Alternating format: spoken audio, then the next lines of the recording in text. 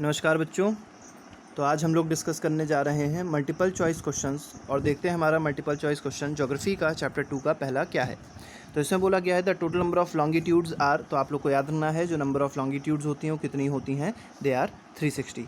Longitudes होती क्या हैं, तो जो परपेंडिकुलर लाइन्स होती हैं, जो वर्टिकल लाइन्स होती हैं, जो वर्टिकल सर्कल्स होते हैं, उनको क्या कहा जाता है, दे आर कॉल्ड लॉन्गिट्यूड्स। और वो कुछ इस तरीके से रिप्रेजेंट किया जाता है अर्थ में। तो they are 360 in total number. आगे बढ़ते हैं, अगले क्वेश्चन पे आते हैं। अगला क्वेश्चन देखिए, अगले क्वेश्चन में बोला गया है Antarctic circle is located in. तो मैं आपको बता देता हूँ, जैसे मान लीजिए अर्थ है तो बीच में इक्वेटर होता है। इक्वेटर जो अर्थ होता है उसको दो इक्वल पार्ट्स में डिवाइड करता है।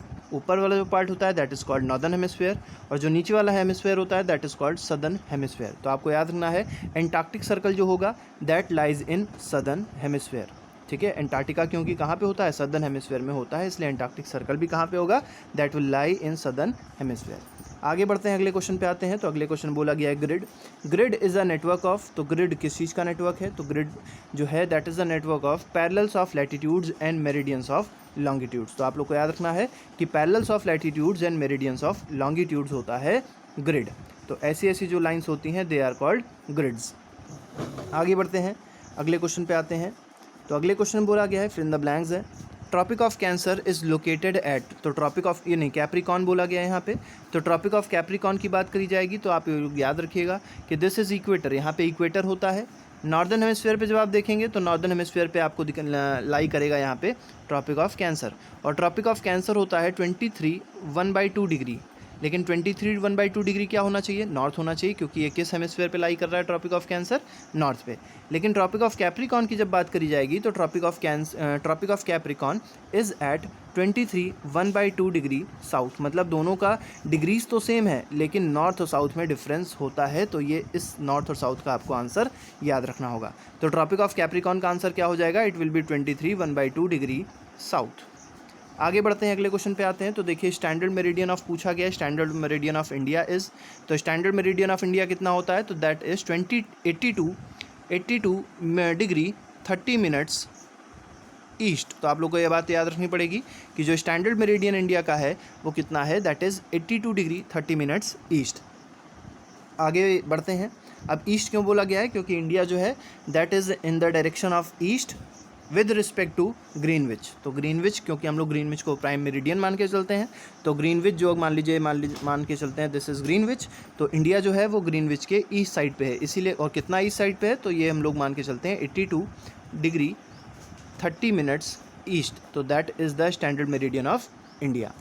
आगे बढ़ते हैं, 0 degree meridian is also known as. तो 0 डिग्री मेरिडियन को क्या बोला जाता है, तो इसको बोला जाता है प्राइम मेरिडियन। तो आप लोग को ये बात पता भी होगी कि 0 डिग्री मेरिडियन कहाँ से पास करता है, तो इट पासेस थ्रू ग्रीनविच, और इसी को क्या कहते हैं, इसी को कहते हैं प्राइम मेरिडियन। और मैं एक चीज़ और बता दूँ, इसी प्राइम मेरिडियन के जस्ट अपोजिट एक लाइन होती है जिसको बोलते हैं इंटरनेशनल डेट लाइन।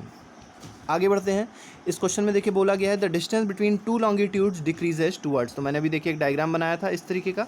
तो ये लॉन्गिट्यूड्स हैं, तो लॉन्गिट्यूड्स की डिस्टेंस कहाँ, देखिए यहाँ पे सबसे ज़्यादा डिस्टेंस है इक्वेटर पे, लेकिन सबसे कम किधर हो रही है, when we are moving towards pole. तो पोल की तरफ जैसे जैसे मूव करेंगे डिस्टेंस बिटवीन द लॉन्गिट्यूड्स क्या हो जाएगी, कम होती चली आएगी। अगले क्वेश्चन पे आते हैं। अगले क्वेश्चन बोला गया है the Arctic circle is located in dash hemisphere. तो आर्कटिक सर्कल आप लोग को याद रखना है कि एंटार्क्टिक सर्कल तो नीचे होता है, लेकिन आर्कटिक सर्कल किधर होता है, it is in northern hemisphere. तो इसमें आंसर आ जाएगा नॉर्दर्न हेमिस्फीयर। अगले क्वेश्चन पे आते हैं। अगला क्वेश्चन देखिए क्या बोला गया है। तो 5th क्वेश्चन में बोला गया है globe is a true model of. तो इसका आंसर क्या हो जाएगा, आंसर विल बी अर्थ। अगले क्वेश्चन पे आते हैं, इसमें बोला गया है अर्थ रोटेट्स अलोंग। तो west to east, east to west, north to south, south to north. तो इसका आंसर हो जाएगा earth rotates along west to east. तो बी ऑप्शन नहीं होगा, इसका आंसर हो जाएगा ऑप्शन ए। अगले क्वेश्चन पे देखिए, अगले क्वेश्चन बोला गया है imaginary line running on globe divides it into 2 equal parts, this line is known as. तो ये मैंने बताया था ये आपको, जैसे मान लीजिए ये अर्थ है, ये मान लेते हैं अर्थ है, तो अर्थ को कौन 2 इक्वल पार्ट्स में डिवाइड करता है, तो that line is called equator. तो equator divides the earth into 2 equal parts या हेमिस्फीयर्स। आगे बढ़ते हैं, क्वेश्चन 8th में आइए। क्वेश्चन 8th में बोला गया है all parallel circles from the equator up to the poles are called parallels of. तो देखिए इक्वेटर से लेके पोल तक गए तो जितने पैरेलल्स बन रहे थे उन पैरेलल्स को क्या बोला जाएगा ये बताना है। तो ये जो पैरेलल्स होते हैं, ठीक है, इन पैरेलल्स को क्या बुलाता है, they are called parallels of latitudes. आगे देखिए अगले क्वेश्चन में अब यही चीज़ है, देखिए लैटिट्यूड के बारे में बताया गया है। अब क्योंकि यहाँ पे देखिए सर्कल्स हैं इसलिए इसको सर्कल्स बुलाता है, इसको लाइंस ना बोल के हम लोग क्या बोलते हैं, सर्कल्स बोलते हैं, क्योंकि ओरिजिनली ये हैं क्या, ये सर्कल्स हैं। और बीच में जब आप एक एंड पे देखेंगे, बिल्कुल टॉप पे देखेंगे तो एक डॉट मिलता है, वो भी एक सर्कल है। लेकिन डॉट कैसा सर्कल होता है, dot is a circle of zero radius. तो ये कहाँ पे फाउंड होता है, ये पाया जाता है हमारे बिल्कुल एंड पे, पोल के बिल्कुल एंड पे, मतलब बिल्कुल टॉप पे, पोल पे। आगे बढ़ते हैं, अगले क्वेश्चन पे आते हैं। इसमें बोला गया है the equator represents the dash degree latitude. तो आपको पता है इक्वेटर ये होता है, और इक्वेटर से ही हम लोग लैटिट्यूड्स को नापते हैं, मतलब मेजर करते हैं। तो this is termed as 0 degree. तो इक्वेटर याद रखिएगा, equator is also called 0 degree latitude. अगले क्वेश्चन को देखिए, अगले क्वेश्चन बोला गया है the dash degree south latitude marks the South Pole. तो साउथ पोल क्या होता है, चलिए उसको देख लेते हैं। तो ये हमारा इक्वेटर हो गया। इक्वेटर के ऊपर जब 90 डिग्री जाएंगे आप तो आपको नॉर्थ पोल मिलेगा। इक्वेटर के नीचे जब आप 90 डिग्री जाएंगे तो आपको साउथ पोल मिलेगा। तो कितना नीचे आना पड़ेगा, तो we have to go 90 degrees. तो इसका आंसर क्या हो जाएगा, 90 डिग्री हो जाएगा। अगले क्वेश्चन पे आते हैं। अगले क्वेश्चन में देखिए बोला गया है the area that receives maximum heat. क्योंकि जो सनरेज आ रही होंगी वो हमेशा परपेंडिकुलर गिरेंगी, साल में एक बार परपेंडिकुलर गिरेंगी और ज़्यादातर टाइम पे वो परपेंडिकुलर ही रहेंगी, ठीक है।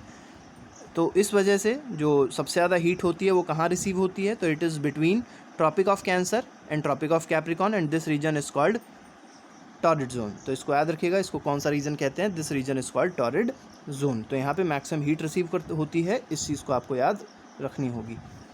आगे बढ़ते हैं अगले क्वेश्चन में। देखिए यहाँ पे बोला भी गया है कि टॉरिड जोन क्या होता है। तो आप देख सकते हैं जो ग्रीन वाला पोर्शन है, ये वाला जो पोर्शन है, this is called torrid zone. और यहीं पे सबसे ज़्यादा हीट भी पाई जाती है, मतलब सबसे ज़्यादा जो समर्स होती हैं, सबसे ज़्यादा गर्मियाँ होती हैं वो इसी एरिया में पाई जाती है।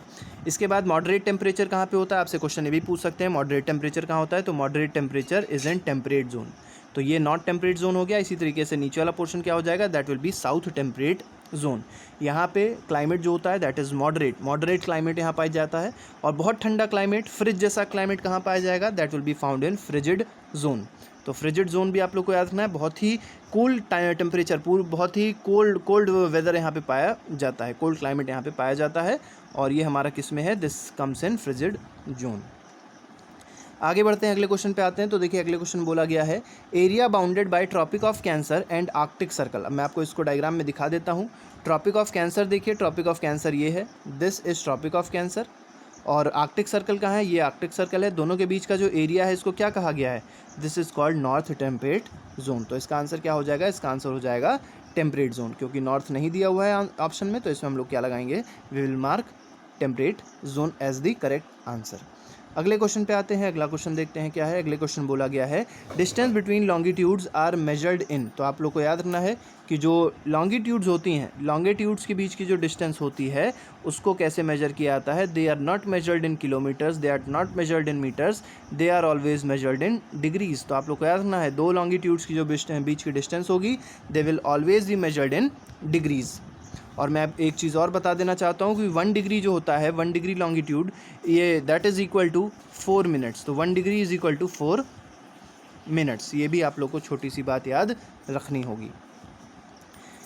अगले क्वेश्चन पे आते हैं। अगले क्वेश्चन में देखिए point where all the meridians meet is called. Point where all the meridians meet, तो ऐसा पॉइंट जहाँ पे सभी मेरिडियंस, ये सब मेरिडियंस हैं, ये जहाँ मीट करती हैं उस पॉइंट को क्या बुलाया जाता है, this point is called pole. तो इसको क्या बोलेंगे हम लोग, इसको बोल देंगे पोल। अगले क्वेश्चन पे आते हैं। अगला क्वेश्चन देखिए 0 degree longitude is also called A prime meridian, B part is International Date Line and C part is equator. तो आप लोग को याद रखना है कि जो 0 डिग्री है, 0 डिग्री लॉन्गिट्यूड है, मतलब वो बीच से लाई जा रही होगी। तो जो 0 डिग्री है दिस इज कॉल्ड 0 डिग्री। तो 0 डिग्री जो होती है that is what, that is prime meridian. और इसी प्राइम मेरिडियन के जस्ट पीछे, मतलब 180 डिग्री लॉन्गिट्यूड अगर आपसे पूछा था तो 180 डिग्री लॉन्गिट्यूड पे जो हमारे पास लाइन होती है उसको क्या बुलाया था, that would be called as International Date Line. और इंटरनेशनल डेट लाइन ऐसी लाइन है जिसके राइट साइड में और लेफ्ट साइड में जो दिन होते हैं वो अलग अलग होती हैं, मतलब डेट्स अलग अलग होती हैं। जैसे मान लीजिए यहाँ पे 19 तारीख है तो यहाँ पे क्या तारीख होगी, दैट विल बी 18th। ठीक है, इस तरीके से एक लाइन बनाई गई है, that is called International Date Line. आगे बढ़ते हैं, अगले क्वेश्चन पे आते हैं। अगले क्वेश्चन में बोला गया है in India there will be difference of about dash, यहाँ पे डैश एक होना चाहिए, इस जगह डैश होना चाहिए, in the local times of Dwarka in Gujarat and Dibrugarh in Assam. तो कितने टाइम का डिफरेंस होगा दोनों के बीच में? तो दोनों के बीच में जो टाइम का डिफरेंस होता है दैट इज़ 1 hour 45 मिनट। और द्वारका और डिब्रूगढ़ को क्यों लिया गया है? क्योंकि द्वारका जो है ये हमारा वेस्टर्न साइड है और डिब्रूगढ़ जो है वो ईस्टर्न मोस्ट, या ईस्टर्न मोस्ट तो नहीं कह सकते लेकिन ईस्टर्न साइड है। तो वेस्ट और ईस्ट के बीच की जो टाइम गैप आ रहा है उसको बताने के लिए यहाँ पे क्वेश्चन दिया गया है। तो 1 hour 45 minute will be the correct answer.